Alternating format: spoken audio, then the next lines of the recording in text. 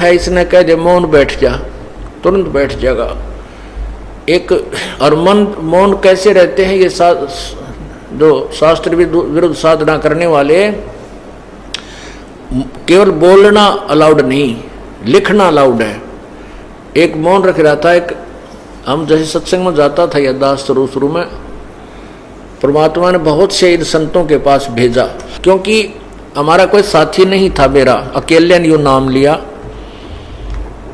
और इस क्षेत्र में कोई भी दूसरा इस सुर में सुर मिलाने वाला नहीं था।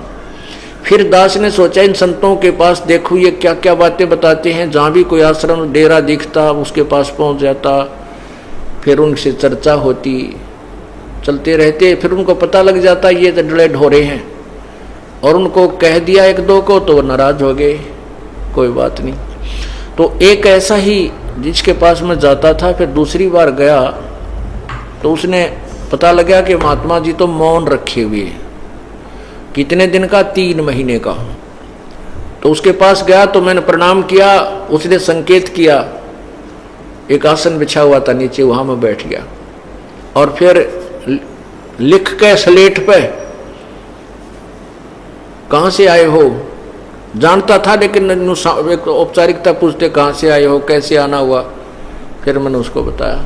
फिर उन्होंने अपने ऐसे किया, वो उसके सेवक आए, इनको चाय पिलाओ। अब यहां परमात्मा कहते हैं इस गूंगेपन ने तो यो मन स्वीकार कर लेता और उसको यूं कह दे कि साधना तेरी गलत है, सदग्रंथों में इसको मना किया है। और वो कबीर पंथी था, वो साधु कबीर पंथी था, और मैं इसलिए जाता था कि इस दौरे कोई इसके पास अवश्य कोई ज्ञान होगा।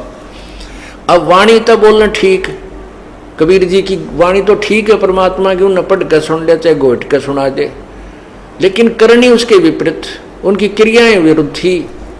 तो परमात्मा की वाणी में लिखा है, मौन रहा तो क्या हुआ ये बोले से नो भेव, मौनी वक्ता एक है ना पर से दिल देवे। क्या बताते हैं कि ये तू मौन रह रहा है, इससे क्या लाभ होगा।